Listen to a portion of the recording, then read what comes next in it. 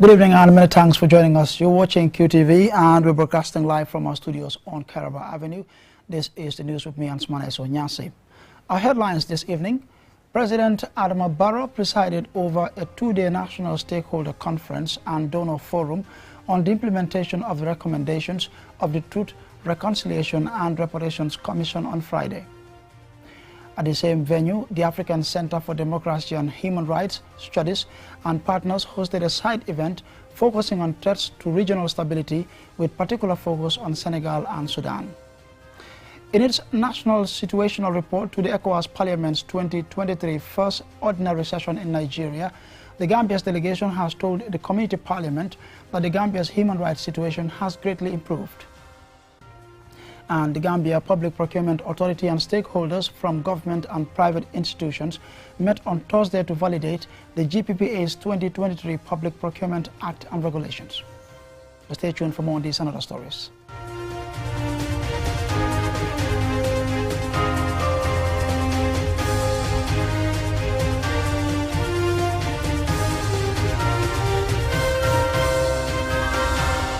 And we now take a look at the news in detail. President Adama Barrow presided over a two-day national stakeholder conference and donor forum on the implementation of the recommendations of the Truth, Reconciliation and Reparations Commission on Friday at the Sardauda Karaba Jawara Conference Center in Bijelo. Momodu Gachaka attended and he now reports.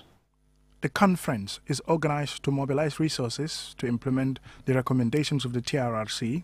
In addition, the forum aims to increase awareness and understanding of the TRRC's findings and recommendations, build commitment to implementation, promote collaboration and coordination, as well as provide a platform for victims and civil society organizations to voice their concerns and needs. President Adama Barrow renewed his government's commitment to support the implementation of the TRRC recommendations. The Gambia understands the importance of holding accountable to all those responsible for human rights violations, as well as providing reparations and support to the victims. We will strive tirelessly to make sure that justice is served and that the rights and dignity of the victims are upheld. President Barrow unveiled the Gambia's responsive and accountable democratic transition, named the EU-UNDP Great Initiative, to be implemented between 2023 and 2027, and which is budgeted at €9 million. David Belgrove, the British High Commissioner to the Gambia, one of the co-chairs, spoke on behalf of the development partners. The development partners, both bilaterally and collectively, intend to support the implementation wherever and however they can. The Minister of Justice, Dauda A. Jallow, says the implementation of the TRRC recommendations will take time, resources and capacity for its full realization. As we embark on this process, we are mindful of the need to prioritize sustainability. Our commitment to sustainability is not just about implementation process, but to ensure that the structures we put in place now become embedded within our national systems and continue to serve the country long into the future. Fatou Jatta, speaking on behalf of the victims of the 22 years of the Jammeh regime, recounted the trauma the victims, survivors and families of the victims of the dictatorship are enduring and the need for justice and reparations. I noted that compensation is not only one component of Compensation is only one component of this reparation program. Others are restitution, rehabilitation, satisfaction, and guarantee of non-repetition. But it is also evidence that a lot of work still needs to be done in all the 5 areas. The President of the ECOWAS Commission, Dr. Omar Aliou Touré, outlined issues of peace and security in the region and how the implementation of the TRRC recommendations could foster peace and justice. Excellencies, ladies and gentlemen, if I have dwelt on peace and security, that is because what happened here, as per the TRRC findings, was a threat to peace. Failure to implement the recommendations of the TRRC will also tantamount to the promotion of impunity, another threat to peace. The TRRC was established in 2018 to investigate human rights violations during the 22-year regime of former President Yahya Jammeh. Mamadou Gajaga, QTV News. Now, the African Center for Democracy and Human Rights Studies, in collaboration with Open Society Africa, hosted a side event focusing on threats to regional stability, with particular focus on Senegal and Sudan. The event also analyzed the situations of these two AU member states through the lens of their nationals. Julian Jai reports. 20 years ago, Africa decided to turn integration and transformation and away from a divided and fractured continent where leaders ran their countries like fiefdoms. The AU devised the Constitutive Act, which was supposed to foster good governance and better dialogue between governments and citizens. However, those aspirations have unraveled at an alarming pace over the past decade. For example, Senegal, once as one of the most stable countries in Africa and a pillar of democracy and good governance, has recently been rocked by protests and political violence. There has been evidence of unprecedented closure of public space, arrest of political opponents, systematic repression of the opposition, and the constant attacks on civil liberties. Here is Hannah Foster, Executive Director of African Center for Democracy and Human Rights Studies. We all need to have our hands together, our actions together, to make sure that unconstitutional coups do not take place anymore anywhere in Africa. It is not something that we need to negotiate. It is something that we need to ensure that it happens. Aliutin, founder of Africa Jom Center, says to put an end to the seemingly unending situation in Senegal, there is a need to prosecute people for embezzling public funds and those involved in crimes against humanity. Mr. Teen also calls for transparency in resource management. Remingoy Lumpu, chairperson of the African Commission on Human and People's Rights, says the continent is rich, but the resources are not well managed. Chairman Lumpu urged Senegal to follow the models of other African countries in terms of human rights and allow people to express their rights to demonstrations and not just focus on security. In Sudan, tensions between General Abdel Fattah al-Burhan, who is the military commander of Sudan's armed forces and has for years the de facto leader of Sudan, and General Mohamed Hamdan Dagalo, leader of a paramilitary force, reached boiling point and erupted into war on April 15, 2023. More than 1 million citizens are displaced, with tens of thousands flocking to neighboring countries. Almost 16 million people are estimated to need humanitarian assistance across the country in 2023, up from 14.3 in 2022. Amir Suleiman from the Africa Center for Justice and Peace Studies says the people have been suffering for far too long. Our governments, they are killing our own people. Instead of protecting our own people, they are looking for the development of our own countries. Now our people, they just come out in 2018 with a civilian revolution. They are asking just for freedom, peace, and justice. This is the slogan of our revolution. This is what they have asked for. This event also seeks to show solidarity with the citizens of the countries being discussed and offer policy options on their uniquely different challenges. For QTV News, I am Julta Jai. Now, in its National Situational Report to the ECOWAS Parliament's 2023 first ordinary session underway in Abuja, Nigeria, the Gambia's delegation has told the Community Parliament that the Gambia's human rights situation has greatly improved despite reports of poor prison conditions by the National Human Rights Commission in 2022. Aliu Cisse is monitoring the session and he now reports. The Gambia's report covers a range of issues, including the political, economic, security, and human rights situation of the country, legal reforms and ratification, as well as implementation of protocols, among others. The Gambia's delegation is comprised of Honorable Bileji Tunkara, Honorable Alaji S. Dabo, Honorable Keba Kebaro, Honorable Samba Jallo, and Honorable Fatma Njai. Honorable Alaji S. Dabo, minority leader and a member of the delegation, presented the report.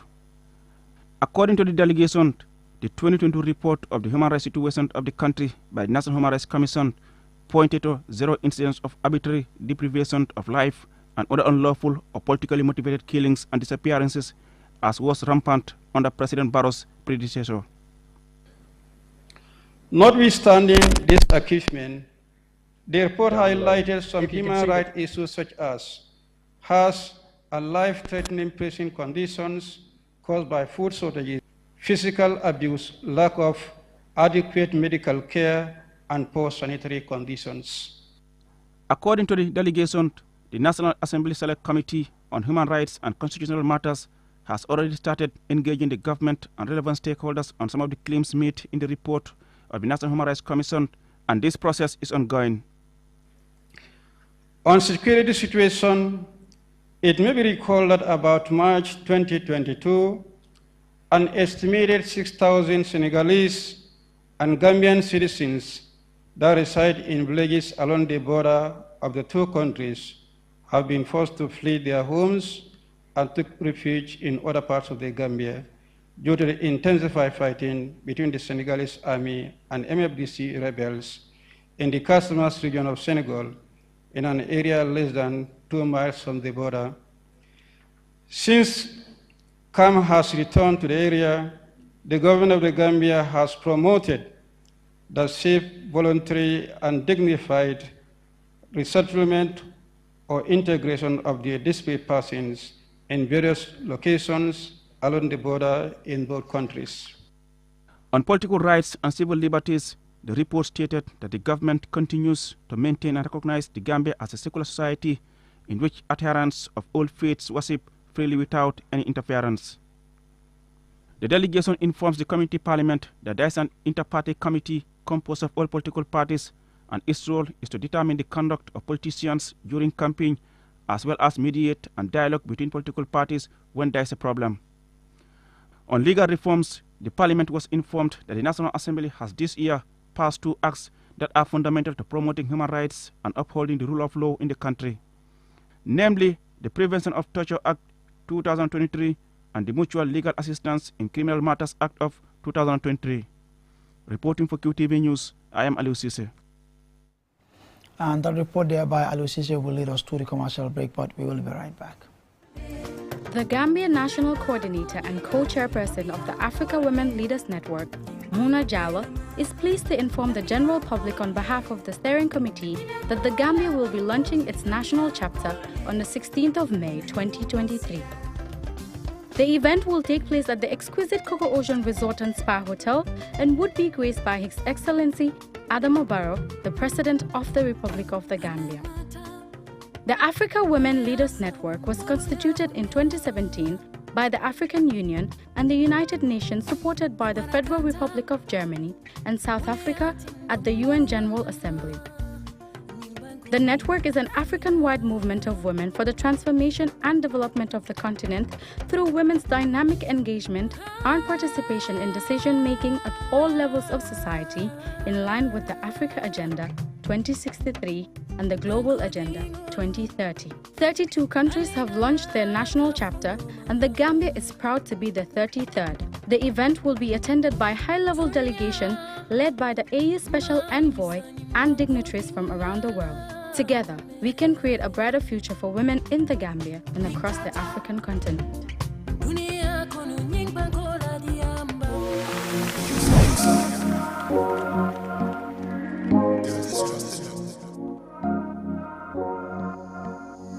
As the fastest growing GSM company in the Gambia, QCell has the widest 4G plus coverage in the country, 3 times faster internet speed than our competitors.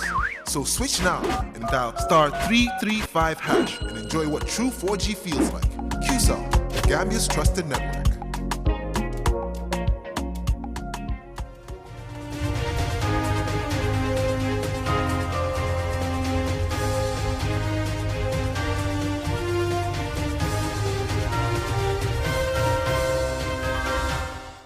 Well, thanks for staying with us. If you're just tuning in, be reminded you're watching QTV News coming to you live from our studios on Kairaba Avenue.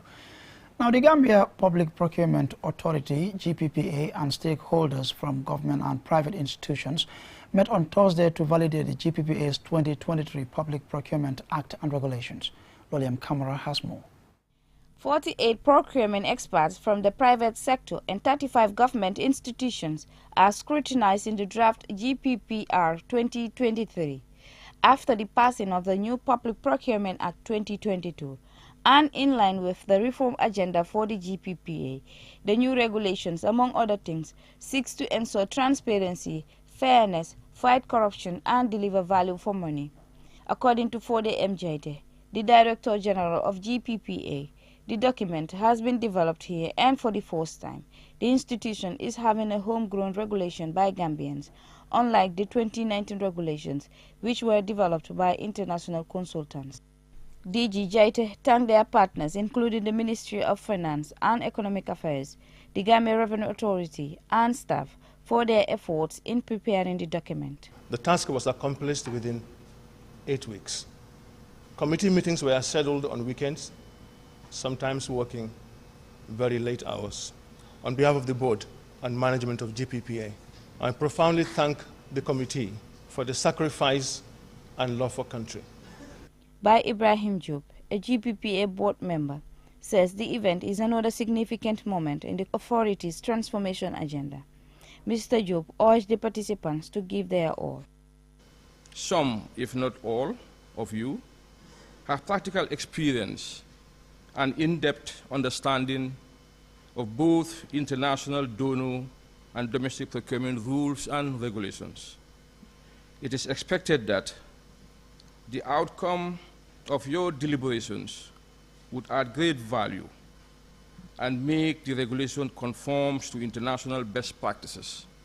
Mod A.K. Seka is the Permanent Secretary at the Ministry of Finance and Economic Affairs. It could be noted that the average yearly expenditure on procurement in the Gambia is above 60% of the national budget, and as society and technology continue to evolve, new procurement challenges are on the rise. Consequently, policies must always be adjusted to meet these new emerging challenges. Ibrahim Sanyam, Director of Procurement Policy and Operations at GPPA, highlights some of the new regulations in the 2023 draft. The new regulations provide room for giving opportunities to small and medium-term businesses, noting that most of them are Gambians and they need that support to come up, like giving some margin of preference to locally established businesses or those businesses that are trying to come up. The GPP has a regulatory authority that sets standards, monitors and enforces compliance, while ensuring public procurement procedures are conducted in a fair, transparent and non-discriminatory manner. Stakeholders are optimistic of a positive outcome from the validation. For QTV News, Lolly M. Camara. Now, World Book and Copyright Day, which seeks to promote reading, publishing and copyright, was celebrated by the National Center for Arts and Culture. The event is held annually on April 23rd. More in this report. 23rd April is one of the most symbolic days in the world of literature. Commemorated annually, World Book and Copyright Day pays homage to literature greats such as William Shakespeare, Miguel de Cervantes, and Inca Garcilaso de la Vega, who all died on April 23, 1616. With a growing arts industry and enjoying a steady growth in literature, the Gambia, through the National Center for Arts and Culture, also commemorates the day to encourage the culture of reading and to galvanize support for copyright laws and the collection of royalties for artists. Saturday's event in Banjul was held with the theme Promoting Indigenous Language for Sustainable Development. Copyright protects, encourages originality, creativity, innovation, and entrepreneurship. On behalf of the Director General of the NCAC, Sana Jawara, Head of Copyright at the NCAC, highlights the significant role artists and authors play in enlightening people and preserving our cultural heritage, and went on to emphasize the need to enact good copyright laws that will help protect artists and their work. This is the sector that is telling you people, be original in whatever you do. Because among us here, nobody would like to be called fake. From the start word go, none of us here would be called fake. We would like to be called fake in your life. It stigmatizes you. It derogates your integrity, your intelligence, and whatever you do. So as such, everyone would like to be called original in whatever they do, starting from all what we do in our life.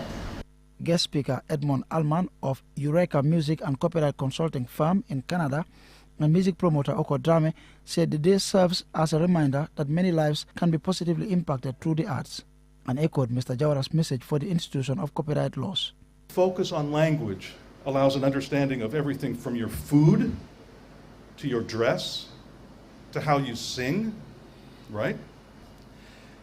The importance then of ownership of that is a respect for not only the individual, but the group from which that individual identifies, right? The culture.